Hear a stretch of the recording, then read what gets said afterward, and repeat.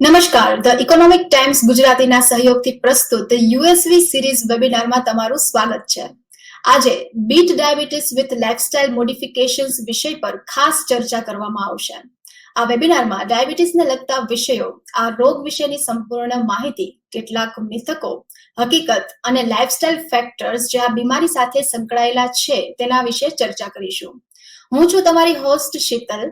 આ માહિતીસભર કાર્યક્રમમાં જોડાવા બદલ આપ સૌનો આભાર. યુએસવી દ્વારા સંચાલિત આ સિરીઝમાં આજનો વિષય છે bit diabetes with lifestyle modifications અને અમે તેઓના સહયોગના આભારી છીએ. ડાયાબિટીસ એ વિશ્વમાં સૌથી પ્રચલિત બીમારીઓમાંથી એક છે. ઇન્ટરનેશનલ ડાયાબિટીસ ફેડરેશન અનુસાર વર્ષ 2045 સુધી ભારતમાં અંદાજિત 24 મિલિયન લોકોને ડાયાબિટીસનું જોખમ રહેલું છે.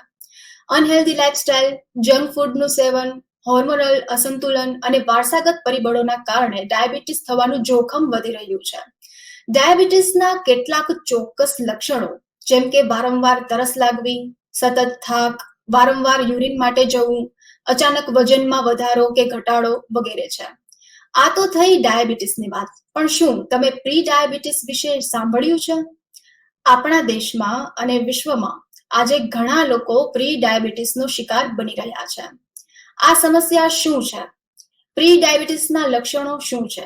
શું તેને અટકાવી શકાય છે? આજે આપણી સાથે આ જ મુદ્દા પર ચર્ચા કરવા માટે જાણીતા એક્સપર્ટ્સ જોડાયા છે, જેઓ એ વાત પર પ્રકાશ પાડશે કે ડાયાબિટીસ હોવા છતાં કેવી રીતે આપણે તેનો સામનો કરી શકીએ છીએ અને સામાન્ય જીવન જીવી શકીએ છીએ. તો જરા પણ સમય વેડફ્યા વગર ચાલો શરૂ કરીએ આજનો આ માહિતીપ્રદ વેબિનાર.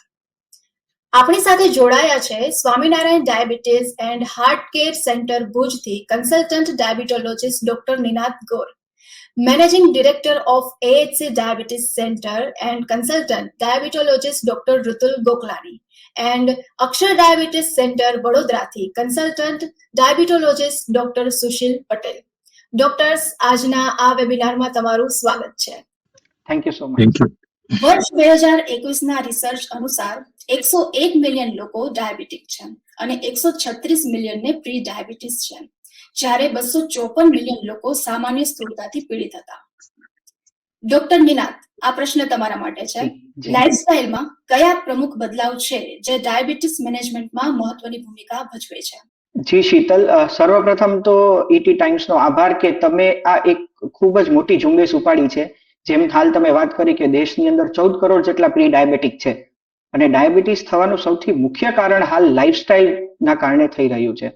લાઇફસ્ટાઇલ એટલે શું? જો આપણે એ જાણીએ તો આપણા જીવનશૈલી, જે આપણી જીવનશૈલી છે એ હવે કેમ મોડર્ન થતી જાય છે, જેના કારણે આ બધી તકલીફો થાય છે. જીવનશૈલીના 3 મુખ્ય પરિબળો જો આપણે કહીએ તો તમે શું આહાર લ્યો છો, તમે શું કાર્ય કરો છો અને તમે તમારા ફ્રી ટાઈમમાં તમારો એનો ઉપયોગ કેવી રીતે કરો છો. આહારની અંદર જો તમારું ફૂડ ઇન્ટેક જો વધી જાય છે એના કારણે તમારી અંદર કેલરીઝ બહુ વધી જાય છે.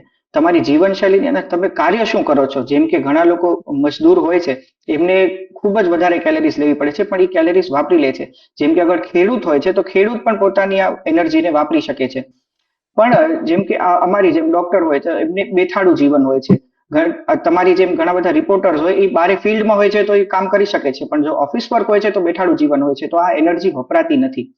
ત્યાર પછી જો આપણે આપણી લેઝરમાં આપણે શું કરીએ છીએ એની વાત કરીએ તો ઘણાની હોબીઝ એવી હોય કે જે સ્પોર્ટ્સ રમતા હોય તો એ એનર્જી વાપરી શકે છે, પણ જેમને બેઠાડું હોબી પણ એવી હોય છે જેમ કે બહાર ન નીકળવું ને ઘરમાં રહીને એવી ઘણી બધી હોબીઝ હોય છે તો એની અંદર એનર્જી વપરાતી નથી, જેના કારણે બેઠાડું જીવન, વધારે પડતું ખોરાક, વધારે પડતું આહાર અને આહારના કારણે જે એનર્જી આવે છે એ ન વાપરવાના કારણે શરીરની અંદર ડાયાબિટીસ, પ્રી ડાયાબિટીસ અને એના સાથે એસોસિએટેડ ઓબેસિટી છે, બીપી છે, કોલેસ્ટ્રોલ છે, આ બધી બીમારીઓ થઈ શકે છે. તમે લાઇફસ્ટાઇલને લઈને ઘણી સરસ રસપ્રદ માહિતી આપી, તે માટે ખૂબ ખૂબ આભાર. Metabolic non communicable disease health report of India national cross sectional study અનુસાર ભારતમાં ડાયાબિટીસનો વ્યાપ 11.4% છે, જ્યારે 35.5% લોકો હાઇપરટેન્શનથી પીડિત છે. ભારતમાં સામાન્ય સ્થૂળતા અને એબ્ડોમિનલ સ્થૂળતાનો વ્યાપ અનુક્રમે 28.6 અને 39.5% છે, જ્યારે મહિલાઓમાં પેટની સ્થૂળતા 50% છે. મારો બીજો પ્રશ્ન ડોક્ટર ઋતુલ તમારા માટે છે. બેલેન્સ ડાયટ કેવી રીતે ડાયાબિટીસ મેનેજમેન્ટ થઈ શકે છે? આ અંગે કોઈ ચોક્કસ આહાર માર્ગદર્શિકા છે? જી હા, આપનો પ્રશ્ન ખૂબ વ્યાજબી અને ખૂબ ઇમ્પોર્ટન્ટ છે, કારણ કે જે રીતે ડોક્ટર નિનાદ ગોરે સમજાવ્યું આપણને કે આપણે 3 વસ્તુ ખૂબ મહત્વની હોય છે આપણા ડાયાબિટીસને કંટ્રોલ રાખવા અથવા ડાયાબિટીસને પ્રિવેન્ટ કરવા માટે. સૌથી ઇમ્પોર્ટન્ટ વસ્તુ છે કે આપણો ખોરાક, આપણો આહાર, એને આપણે કઈ રીતે ધ્યાનમાં રાખીએ. આપણી ઇન્ટેક અને આઉટપુટ, આ બંને વસ્તુને આપણે ધ્યાનમાં રાખવું હોય તો સૌથી પહેલા આવે કે ઇન્ટેક, અને ઇન્ટેકનો મતલબ છે કે આપણો આહાર. હવે આ આહાર માટે આપણા માટે ઘણી બધી ગાઈડલાઇન્સ છે. એમાં બેલેન્સ ડાયટનો મતલબ છે કે આપણે કઈ રીતે નોર્મલ આપણું ડાયટ છે કે જે વધારે પડતી કેલરી આપણે જેના થ્રુ આપણે કન્ઝ્યુમ ન કરી લઈએ, અને એ વધારે પડતી કેલરી જો કન્ઝ્યુમ ના થાય તો એ જે નોર્મલ કેલરી છે એ આપણા બોડીને ચલાવવા માટે, આપણા નોર્મલ જે રૂટીન કાર્ય કરવા માટેની જે કેલરી છે એટલી જ આપણે લઈએ, અને જે આપણા માટે પૂરતા પ્રમાણમાં હોય. હવે એ બેલેન્સ ડાયટમાં સૌથી ઇમ્પોર્ટન્ટ શું આવતું હોય છે, એમાં મેક્રોન્યુટ્રિયન્ટ્સ આવતા હોય. મેક્રોન્યુટ્રિયન્ટ્સનો મતલબ છે કાર્બોહાઈડ્રેટ્સ, પ્રોટીન્સ અને લિપિડ્સ. હવે કાર્બોહાઈડ્રેટ્સ છે એ સૌથી વધારે શુગરનું પ્રમાણ વધારતા હોય છે. એટલે આપણે જેટલું પણ બને એટલું કાર્બોહાઈડ્રેટનું પ્રમાણ મર્યાદિત કરવું જોઈએ. એમાં કાર્બોહાઈડ્રેટ એટલે શું હોય છે? કાર્બોહાઈડ્રેટ એટલે આપણે મોટા ભાગના જેટલા પણ ધાન્ય ખાઈએ છીએ, જેટલા આપણે શાકભાજી ખાતા હોઈએ છીએ, ઇવન આપણે કોઈ પણ જ્યારે તૈલી પદાર્થ લઈએ છીએ એને પણ જ્યારે આપણે વાપરી નથી શકતા તો એનું રૂપાંતરણ કાર્બોહાઈડ્રેટ એટલે કાર્બોદિત ખોરાકમાં થતું હોય. ખાસ કરીને આપણે જેટલા ધાન્ય ખાઈએ છીએ એમાં પણ રાઈસ અને આપણા જે ઘઉં હોય છે, આ બંનેમાં શુગરનું પ્રમાણ ખૂબ જ વધારે હોય. શા માટે આપણે એને વધારે એમ્ફેસાઇઝ અને ઇમ્પોર્ટન્સ આપીએ છીએ કે આજકાલ તમે બહુ વાર વાંચ્યું હશે કે જેટલું બને એટલું ઘઉંનું પ્રમાણ ઓછું કરો, આપણે રોટી હોય છે ઓછી કરો, અથવા રાઈસ ઓછા કરો, કારણ કે એ આપણું સ્ટેપલ ફૂડ છે. સ્ટેપલ ફૂડનો મતલબ એવો થયો કે આપણે કંઈ પણ ખાઈએ છીએ તો એમાંથી 70% આપણે રોટલી અથવા રાઈસનું પ્રમાણ હોય છે, અને 30%માં જ આપણી સબ્જી અને આપણી દાળ કે આપણા બીજા જે ન્યુટ્રિયન્ટ્સ હોય છે એ મળતા હોય છે. એટલા માટે કરીને આપણે કાર્બોદિત ખોરાકનો ઉપયોગ કરવો ઓછો કરવો જોઈએ. એને આપણે 55 થી 60% સુધી રિસ્ટ્રિક્ટ કરવું જોઈએ. ખાસ કરીને પ્રી ડાયાબિટીસ સ્ટેજ જેને હોય અથવા જેને ઓલરેડી ડાયાબિટીસ છે એને 50 થી 55 અથવા 50 થી 60% સુધી કાર્બોદિત ખોરાક લેવો. બાકી બધી વસ્તુ જેમ કે પ્રોટીન છે, પ્રોટીન આપણને દાળ અને અલગ અલગ વિવિધ પ્રકારના કઠોળમાંથી મળતું હોય છે, તો એ કઠોળનું પ્રમાણ વધારવું અને દાળનું પ્રમાણ વધારવું, સાથે સાથે જેટલા પણ બની શકે એટલા આપણે શાકભાજી અને ફ્રૂટ્સનું પ્રમાણ પણ વધારવું, જેમાંથી આપણને માઇક્રોન્યુટ્રિયન્ટ્સ પણ મળે અને આપણને કોમ્પ્લેક્સ કાર્બોહાઈડ્રેટ્સ મળે. આપણે શાકભાજી ખાઈએ એમાં પણ કાર્બોહાઈડ્રેટ્સ તો હોય જ, પણ એની અંદર ફાઈબર્સ પણ રહેલા હોય જે આપણા શુગરના સ્પાઇક ન થવા દે. એટલે જમ્યા પછી જે આપણે કહેતા હોઈએ કે 180 થી નીચે રાખવું જોઈએ શુગર, તો શુગરના સ્પાઇક્સ ના આવે એના માટે શાકભાજીનું એટલે કે સલાડનું પ્રમાણ વધારવું, આપણા રૂટીન ખાવામાં પ્રોટીનનું પ્રમાણ વધારવું, અને બીજા માઇક્રોન્યુટ્રિયન્ટ્સ માટે આપણે શાકભાજી તદુપરાંત ફ્રૂટ્સનું પ્રમાણ પણ એડ કરવું જોઈએ. અને આપણે જેટલું બને એટલું ફાઈબર્સનો ઉપયોગ વધારે અને વધારે કરવો જોઈએ. આજકાલ આપણે જે મિલેટ્સની વાત કરીએ છીએ, એટલે કે અલગ અલગ પ્રકારના ધાન્ય જેમ કે રાગી છે, બાજરી છે, એ ટાઈપના જે ધાન્ય જુવાર છે, એને આપણે આપણા ઉપયોગ વધારે લેવો જોઈએ અને 100% ગ્રાઇન્ડ કરીને ન ખાવું જોઈએ. આપણે જ્યારે પણ ધાન્યને કમ્પ્લીટ ગ્રાઇન્ડ કરી દઈએ છીએ ત્યારે એમાંથી જે ફાઈબર્સ હોય છે એ નષ્ટ પામે છે અને એના લીધે શુગર વધે છે.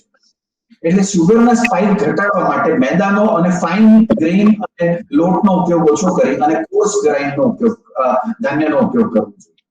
બેલેન્સ ડાયટ ઉપર તમે ઘણી રસપ્રદ માહિતી આપી, તેના માટે તમારો ખૂબ ખૂબ આભાર.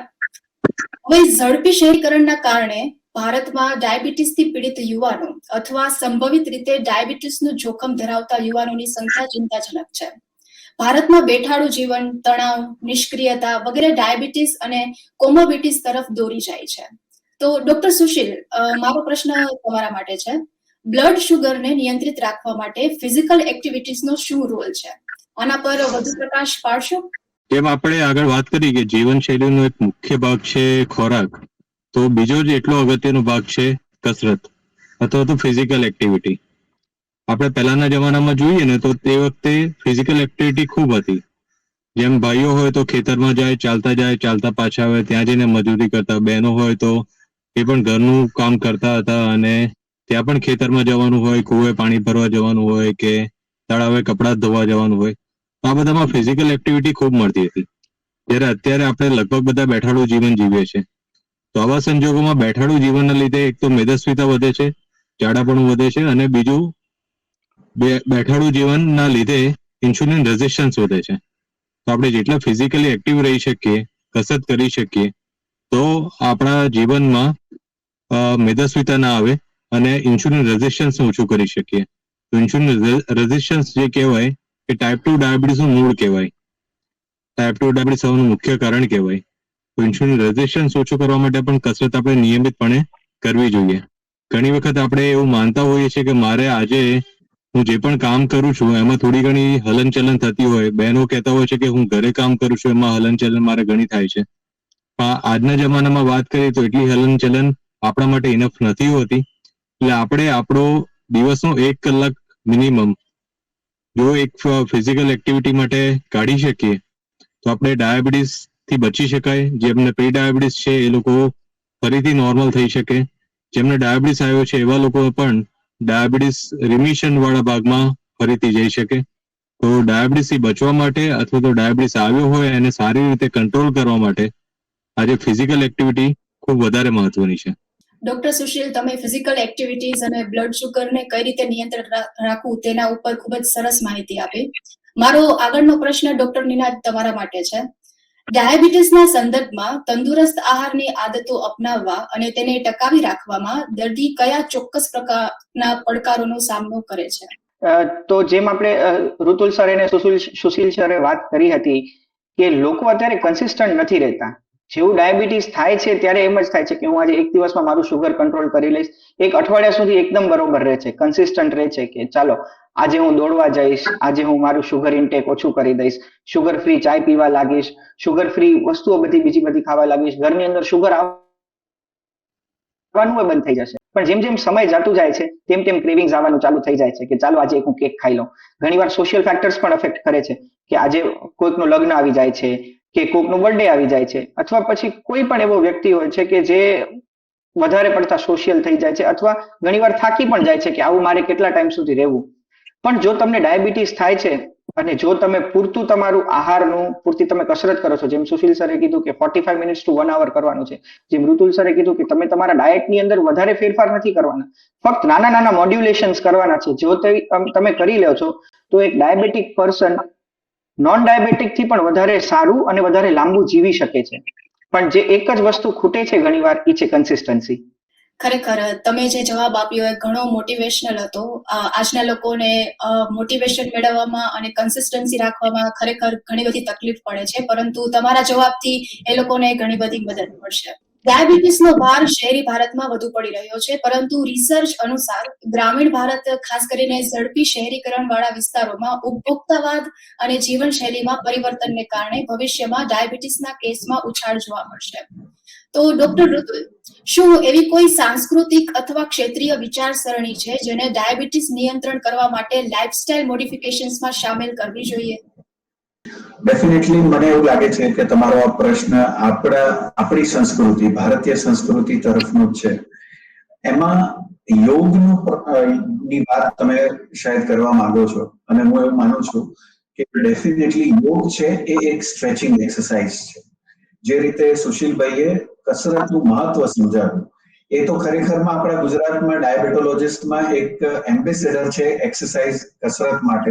એટલે સુશીલભાઈ જ્યારે કસરતની વાત કરતા હોય ત્યારે આપણે 100% વ્યવસ્થિત સાંભળવું જોઈએ અને ફોલો કરવું જોઈએ. એમાં યોગ છે એ આપણું સાંસ્કૃતિક અને એક આપણો આધાર સ્તંભ છે. એ આપણે હેલ્ધી રહેવા માટે આપણને આપણા પૂર્વજોએ આપણને આપણી સંસ્કૃતિમાં જે શીખવાડવામાં આવ્યું છે એ પ્રમાણે યોગ એ નિયમિત પ્રમાણે કરવું જોઈએ. ડેફિનેટલી બીજી પણ ઘણી બધી નોર્મલ રૂટીન એક્ટિવિટીઝ છે કે જે આપણે બધું જ ભૂલી ગયા છીએ. આપણે આપણું દરેક કામ, આજે ઘરમાં આપણને કોઈ પણ કામ સોંપવામાં આવે તો તરત જ આપણે ટુ વ્હીલર, આપણું બાઇક, આપણું એક્ટિવા લઈને સીધા નીકળી જતા હોઈએ છીએ. આપણને કોઈ પણ નાના નાના કામ માટે 2 વ્હીલર 4 વ્હીલર્સની એટલી બધી આદત પડી ગઈ છે, એ નોર્મલ કામ માટે પણ જો આપણે અપનાવી શકીએ કે આપણે વોક કરીને જઈએ અથવા રૂટીન આપણે રેગ્યુલરલી યોગ અને સાધના અને મેડિટેશન એ આપણા હિન્દુ ધર્મમાં અને આપણી જે સંસ્કૃતિ છે એમાં ખૂબ જ ભાર આપવામાં આવ્યો છે.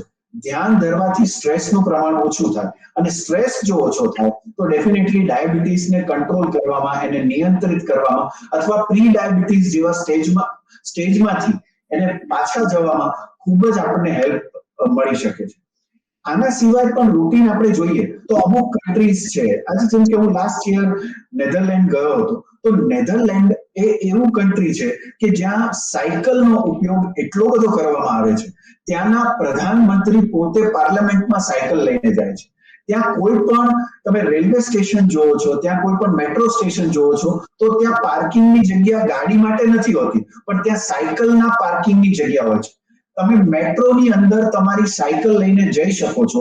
એટલે તમે એક જગ્યાએથી બીજી જગ્યાએ જવા માટે તમે પબ્લિક ટ્રાન્સપોર્ટનો યુઝ કરો તો પણ તમારે સાયકલનો ઉપયોગ ફરજિયાત કરવો જોઈએ.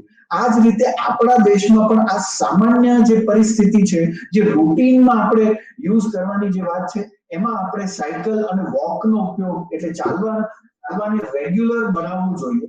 જ્યારે આપણે જોઈ રહ્યા છીએ કે આપણા દેશમાં કારની સંખ્યા એટલી બધી હદે વધી રહી છે. આમાંથી આપણે બેસેલા છીએ એમાંથી બધાના ઘરે મિનિમમ 2 કાર હશે.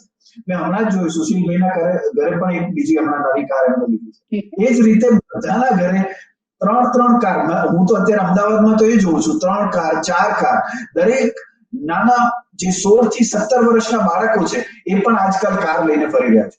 તો આપણે આપણી જીવનશૈલી 100% બદલવાની જરૂર છે અને આપણી સંસ્કૃતિ આપણને જે શીખવાડ્યું છે એને આપણે અપનાવવાની ખૂબ સ્ટ્રિક્ટલી જરૂર છે, જેથી આપણે આ ડાયાબિટીસના એપિડેમિકથી બચી શકીએ. આપણી સંસ્કૃતિ ઉપર તમે ખૂબ જ રસપ્રદ માહિતી આપી અને આપણા દર્શકોને પણ એનાથી ઘણો બધો ફાયદો થશે. બદલતા સામાજિક પ્રવાહો સાથે ફેમિલી કોન્સેપ્ટમાં ઝડપી પરિવર્તન જોવા મળી રહ્યા છે. તેથી પરંપરાગત કૌટુંબિક સંદર્ભમાં ડાયાબિટીસની સંભાળ અને વ્યવસ્થાપન વિશે વાત કરવી પૂરતી નથી. વળી તણાવ પણ ડાયાબિટીસનું મુખ્ય કારણ છે. Doctor Sushil, stress management techniques જેમ કે યોગા, પ્રાણાયામ, મેડિટેશન વગેરે બ્લડ શુગરને નિયંત્રણ રાખવામાં કેવી રીતે ઉપયોગી છે? જેમ આપણે આગળ કલ્ચરની વાત કરી, એમાં ઋતુલભાઈએ ખાસ વાત કરી કે યોગનું આજે ખૂબ મહત્વ છે. આપણે ઋષિ મુનિઓના જમાનાથી સાંભળતા આવ્યા છીએ કે યોગ કરો તો નિરોગ રહી શકાય. યોગ અને મેડિટેશન આપણને માનસિક રીતે ખૂબ શાંત રાખી શકે છે. આજે આપણે જોઈએ છીએ કે દરેક માણસ માનસિક તણાવમાં જીવી રહ્યો છે. જો ગૃહિણી હોય તો એને ઘર ચલાવવાની, એમના બાળકોના ઉછેરની ચિંતા હોય, એમના હસબન્ડ જો બહાર જોબ કરતા હોય તો એની ચિંતા હોય, જે ભાઈઓ છે કે જે બહાર કામ કરે છે અથવા તો જે બહેનો છે કે જે એક્ટિવ છે તો એવા લોકોને નોકરી ધંધાની ચિંતા છે.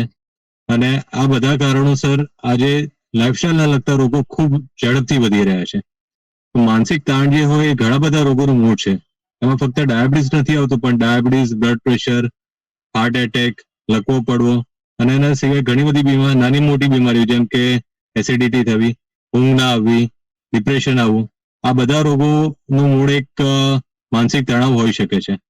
તો યોગ અને મેડિટેશનનું આપણે મહત્વ સમજીએ છીએ કે યોગ અને મેડિટેશન જો રેગ્યુલર પ્રમાણે કરવામાં આવે, નિયમિત ધોરણે કરવામાં આવે તો એના અદ્ભુત ફાયદા હોય છે. આભાર ડોક્ટર સુશીલ. મેદસ્વીતા અને ડાયાબિટીસ વચ્ચે ઘનિષ્ઠ સંબંધ રહેલો છે. ડોક્ટર નિનાદ, ડાયાબિટીસથી પીડિત વ્યક્તિઓના સમગ્ર સ્વાસ્થ્યમાં ઓબેસિટી મેનેજમેન્ટની શું ભૂમિકા છે?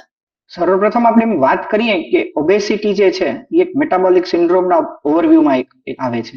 જેમ જેમ ઓબેસિટી વધતી જાય છે એમ એમ ઇન્સ્યુલિન રેઝિસ્ટન્સ આવતું જાય છે. જેમ ઇન્સ્યુલિન રેઝિસ્ટન્સ આવે છે તેમ ડાયાબિટીસ ને પ્રી ડાયાબિટીસની શક્યતાઓ વધતી જાય છે.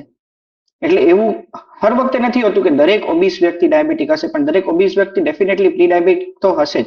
દરેક ડાયાબિટીક ઓબીસ નથી હોતા, પણ દરેક ઓબીસ વ્યક્તિને ડાયાબિટીસ થવાની સંભાવના 100% રહે છે.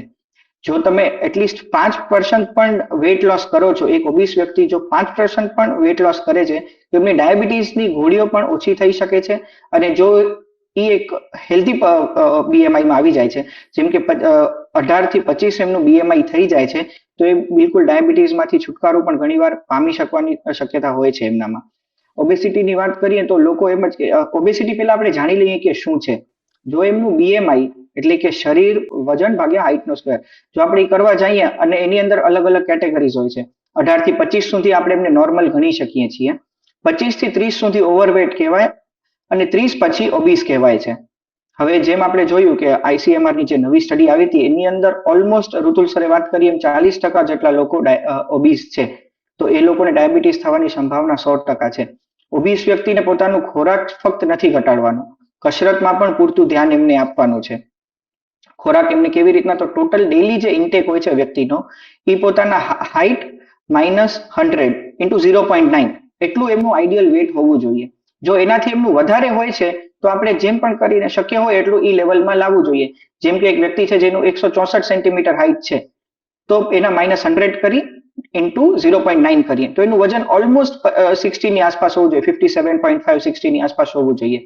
જેમ જેમ વધતું જાય છે આ વજન એમ ઇન્સ્યુલિન રેઝિસ્ટન્સ વધતું જાય છે. જેમ જેમ ઇન્સ્યુલિન રેઝિસ્ટન્સ વધે છે ડાયાબિટીસ થવાની સંભાવના પણ વધે છે. અને ફક્ત ડાયાબિટીસ નહીં, એમને બીપી પણ થાય છે અને ઘણા બધા પ્રકારના કેન્સર પણ જેમ કે કોલોન કેન્સર છે એની શક્યતા પણ વધતી જાય છે. તો આ અગર આપણને ઘટાડવું છે તો આપણી લાઈફસ્ટાઈલ ડેફિનેટલી સુધારવી પડશે.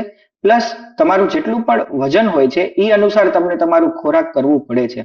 એવું નથી કે અગર ઘણા લોકો ઓબેસ થઈ જાય છે તો બસ ડાયરેક્ટ ક્રેશ ડાયટ કરી દે છે કે ચાલો હવે હું કીટો ડાયટ કરીશ કે કોઈ પણ અલગ પ્રકારની ડાયટ કરીને મારું વજન એક દિવસમાં ઘટાડી દઈશ.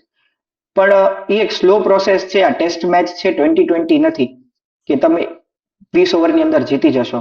અને આની ઘણીવાર જીત પણ થાય છે, હાર પણ થાય છે અને ઘણીવાર ટાઈ પણ થાય છે. પણ આપણે સંપૂર્ણ રીતે એવી જ રીતે આની અંદર રમવાનું છે કે આપણે કેમ આને આગળ પડતા ઘટાડી શકીએ. કારણ કે લોકો એકવાર એક લાઈફસ્ટાઈલ અપનાવે છે પછી એને ભૂલી જાય છે. તો જો તમે ઓબીસ હો ને તમને એક નવી લાઈફસ્ટાઈલ અપનાવો છો તો એનામાં કન્સિસ્ટન્ટ રહેવું. 10 વર્ષ સુધી જો તમે એ કરી શકવાના છો તો એ તમે એક નવી લાઈફસ્ટાઈલ અપનાવજો જેથી તમે તમારા વેટને કંટ્રોલમાં રાખી શકો.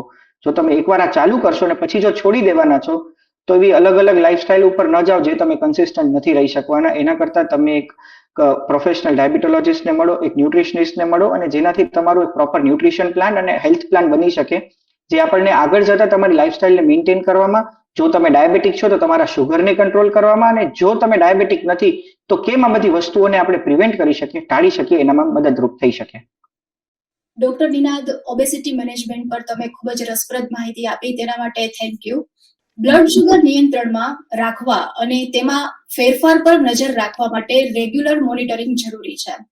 ડોક્ટર ઋતુલ, શું લાઇફસ્ટાઇલ મોડિફિકેશનની અનુકૂળ અસરો ઉપરાંત રેગ્યુલર મોનિટરિંગનું મહત્વ છે તેના પર વધુ પ્રકાશ પાડશો? ખૂબ જ સરસ પ્રશ્ન છે. કારણ કે જે રીતે મીડિયા છે એ આપણા લોકશાહીનો એક ચોથો આધાર સ્તંભ છે. એ જ રીતે ડાયાબિટીસ મેનેજમેન્ટમાં લાઇફસ્ટાઇલ મોડિફિકેશનના જે 3 પાયા છે એમાંથી 3 પાયામાં આપણે એક્સરસાઇઝ સમજીએ, આપણો આહાર એટલે આપણું ડાયટ સમજીએ અને નિયમિતતા એટલે કમ્પ્લાયન્સ અને એડરન્સ ટુવર્ડ્સ મેડિકેશન, આ 3 વસ્તુ ઇમ્પોર્ટન્ટ સમજીએ. પણ ચોથો સૌથી મહત્વનો આધાર સ્તંભ જો કોઈ હોય તો આપણું મોનિટરિંગ છે. મોનિટરિંગ એટલે શું? મોનિટરિંગ એટલે બ્લડ શુગરનું મોનિટરિંગ. એની સાથે સાથે જે પણ બીજા પરિબળો રહેલા છે જેમ કે ઓબેસિટી છે, જેમ કે બ્લડ પ્રેશર છે, જે કોમ્પ્લિકેશનમાં મોટો ભાગ ભજવે છે એનું પણ રેગ્યુલર મોનિટરિંગ કરવું. પણ આપણે અહીંયા આજે વાત કરીશું મેઇનલી મોનિટરિંગ એટલે blood glucose monitoring. Blood glucose monitoring એટલે આપણે આપણા શુગરને રેગ્યુલરલી ચેક કરવું. એ આપણા ડોક્ટરની સલાહ મુજબ. હવે કયા પ્રકારનો ડાયાબિટીસ છે એ પ્રમાણે આપણે એ ડોક્ટર આપણને લખીને આપતા હોય છે. જેમ કે ટાઈપ 1 ડાયાબિટીસ હોય જે નાના બાળકોમાં થતો હોય છે અને એમાં દિવસની અંદર 4 થી 5 વાર ઇન્સ્યુલિન લેવાનું હોતું હોય છે. તો એમાં આપણે 6 to 7 ટાઈમ્સ દિવસમાં 6 થી 7 વાર શુગર ચેક કરવું પડતું હોય છે. જ્યારે તમને ટાઈપ 2 ડાયાબિટીસ છે અને શુગર કંટ્રોલમાં છે તો તમે અઠવાડિયામાં 1 કે 2 વાર ભૂખ્યા પેટનું જમવાના 2 કલાક પછીનું, ક્યારેક રાત્રે જમવાના 2 કલાક પછીનું આ રીતે શુગર ચેક કરી શકો છો. જો પ્રેગ્નન્ટ લેડી છે એને ડાયાબિટીસ આવે છે તો એમાં ઘણીવાર એવું બનતું હોય કે એમને 4 થી 5 વાર દિવસમાં શુગર ચેક કરવું પડે. પણ શુગર મોનિટર કર્યા વગર તો છૂટકો નથી. એ સૌથી મહત્વનો આધાર સ્તંભ છે. હું તો એવું માનું છું કે એકવાર ડાયાબિટીસ આવ્યા પછી સૌથી મહત્વનો જો કોઈ પાર્ટ હોય તો એ મોનિટરિંગ છે. અને દરેક ડાયાબિટીસના પેશન્ટના ઘરે ગ્લુકોમીટર તો હોવું જ જોઈએ. એ ફરજિયાત છે. હવે બીજા પણ નવી નવી ટેકનોલોજી આવતી રહે છે, એ પ્રમાણે મોનિટરિંગના નવા સાધનો પણ આવતા રહે છે. એક આવે છે continuous glucose monitoring. Continuous glucose monitoring એટલે એવી એક વસ્તુ હોય છે કે જે આપણે હાથ પર એક 5 રૂપિયાના સિક્કા જેવી વસ્તુને હાથની પાછળ ચોંટાડી દઈએ અને એ કન્ટિન્યુઅસ તમારું શુગર માપ્યા રાખે. અને કેવી રીતે માપે? દર 15 મિનિટે આપણું શુગર 10 થી 15 મિનિટે આપણું શુગર ચેક થાય. એટલે દિવસની અંદર ઓછામાં ઓછું 100 થી 150 વખત શુગર ચેક થાય. અને જ્યારે એને આપણે પ્રોપરલી મેનેજ કરવું હોય શુગરને, તો એને એનાલિસિસ કરી અને પ્રોપર આપણે શુગર મોનિટરિંગ અને એની વેરિએબિલિટી એટલે શુગર આખા દિવસ દરમિયાન જે વધઘટ થતી હોય એને આપણે નિયંત્રિત કરી શકતા હોઈએ છીએ. તદ ઉપરાંત એક મોનિટરિંગમાં ઇમ્પોર્ટન્ટ પાર્ટ છે, એ છે HbA1c. HbA1c એટલે છેલ્લા 3 મહિનાનો એવરેજ શુગરનો રિપોર્ટ. આ દરેક પેશન્ટે વર્ષમાં એટલીસ્ટ 3 થી 4 વાર HbA1c નો રિપોર્ટ કરાવવો જોઈએ, જેથી આપણને ખબર પડે કે આપણે રેગ્યુલર તો મોનિટર કરીએ છીએ, પણ તેમ છતાં આપણી એવરેજ કેટલી આવી રહી છે. આ એવરેજ 7% થી નીચે હોવી જોઈએ. જો કોઈ પેશન્ટ યંગ છે અને એમને યંગ એજમાં ડાયાબિટીસ આવ્યું છે, તો આપણે એને HbA1c ને હવે 6.5% થી પણ નીચે રાખી શકીએ. જ્યારે કોઈ ઓલ્ડ એજ માણસ છે કે જેની ઉંમર વધારે છે, 70 થી ઉપરની ઉંમર છે, તો આપણે એમનો ટાર્ગેટ 7.5% થી નીચે રાખી શકીએ. આ અલગ અલગ માપદંડો હોય છે, જેમાં આપણે ડોક્ટર નક્કી કરતા હોય છે કે કેટલું આપણે એમને શુગર મોનિટરિંગ કરી અને કેટલું એને ટાર્ગેટ રાખવું. તો આ મોનિટરિંગ છે એ એક બહુ ઇમ્પોર્ટન્ટ પાર્ટ છે અને એને આપણે દરેક પેશન્ટે ખૂબ સિરિયસલી લેવું જોઈએ. ડોક્ટર ઋતુલ, ખાસ કરીને વ્યસ્ત જીવનશૈલી ધરાવતા લોકો માટે દૈનિક દિનચર્યામાં હેલ્ધી પસંદગીઓ શામેલ કરવા માટે કોઈ ચોક્કસ ટિપ્સ છે? જે રીતે ઓલરેડી ડોક્ટર સુશીલે વાત કરી હતી કે હેલ્ધી દિનચર્યા આપણે કેવી રીતે અપનાવી શકીએ, તો એ બહુ નાની વાત છે. જેમ કે આપણે સામાન્ય કોઈ પણ વસ્તુ ઘરની બહાર જ્યારે નીકળીએ છીએ ત્યારે લેવા જઈએ છીએ, તો આજકાલ જે રીતે ટુ વ્હીલરનો ઉપયોગ ખૂબ વધી ગયો છે. હું મારી પોતાની વાત કરું તો હું તો ટુ વ્હીલર પણ ઘણા છેલ્લા લગભગ 10 વર્ષથી નથી ચલાવતો. તો જ્યારે પણ નીકળીએ ત્યારે કાર લઈને નીકળી જતા હોઈએ છીએ. તો હવે આજે આ નાની વસ્તુ, જ્યાં આગળ નાની વસ્તુઓની આપણે જરૂરિયાત છે, એના માટે આપણે થોડું વોક કરીને જઈએ. જે રીતે આગળ પણ મેં સમજાવ્યું હતું કે અમુક એવા કન્ટ્રીઝ છે જેમ કે નેધરલેન્ડ છે, ત્યાં આગળ સાયકલનો ઉપયોગ એટલો બધો વધારે છે. એ જ રીતે આપણે આપણી લાઈફસ્ટાઈલમાં સાયકલનો ઉપયોગ વધારી શકીએ. પબ્લિક ટ્રાન્સપોર્ટ દૂર જવા માટે યુઝ કરીએ અને નજીકની વસ્તુ જ્યાં 2 થી 3 કિલોમીટરનો એરિયા હોય, એ પેરિફેરીના એરિયામાં આપણે સાયકલ અથવા ચાલીને જઈએ એવું આપણે અપનાવીએ તો વધારે સારું. એની સાથે જો આપણે ખરેખરમાં ખાવા પીવામાં હેલ્ધી દિનચર્યા એટલે આપણે એક સારું સ્વાસ્થ્ય રાખવા માટે ત્યારે પણ આપણને ફાફડા, ગાંઠિયા કે ગોટા કે સમોસાની લારી દેખાય છે, પણ આપણને જ્યારે ફ્રૂટ્સની લારી દેખાય છે તો આપણે એ અવોઇડ કરીએ છીએ. એ ફ્રૂટની લારી છે એને આપણે એક્સેપ્ટ કરવી જોઈએ. હવે આમાં એક જે આધુનિકરણ છે એનો બહુ જ મોટો ફાળો રહેલો છે. હવે નજીકમાં જો કોઈ પણ તમે નવું બિલ્ડિંગ બનતું હોય તો ત્યાં આપ જોઈ શકો છો એટલા બધા પીઝા જોઈન્ટ્સ, બર્ગરના જોઈન્ટ્સ, એટલી બધી સેન્ડવિચની લારીઓ તમને જોવા મળે છે. પણ એટલું જ આપણે ફ્રૂટ્સ અને જે હેલ્ધી ઓપ્શન્સ છે એ ઓપ્શન્સ નથી દેખાતા. એટલે આપણે જેટલું પણ ફાસ્ટ ફૂડ છે જે જલ્દીથી અવેલેબલ થાય, આપણે જેને ફટાફટ ગ્રેબ કરીને નીકળી શકીએ એવું આપણે જલ્દીથી ઓપ્શન સિલેક્ટ કરતા હોઈએ છીએ. એટલે આ ફાસ્ટ ફૂડ જે બહુ ઇઝીલી અવેલેબલ છે એને ના અપનાવીએ અને હેલ્ધી લાઈફસ્ટાઈલ માટે આપણે ફ્રૂટ્સ, વેજીટેબલ્સ જેવી વસ્તુઓને અપનાવીએ, હેલ્ધી ઓપ્શન્સને અપનાવીએ અને ચાલવા અને સાયકલના ઉપયોગને આપણે ભાર આપીએ અને એનાથી જ આપણે હેલ્ધી રહી શકીએ.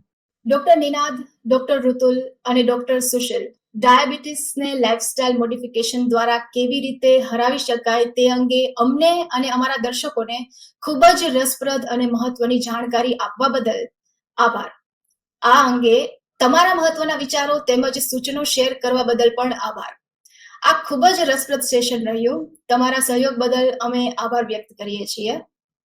તો યુએસવી સિરીઝ અહીં સમાપ્ત થાય છે. Take care and stay well. Thank you so much.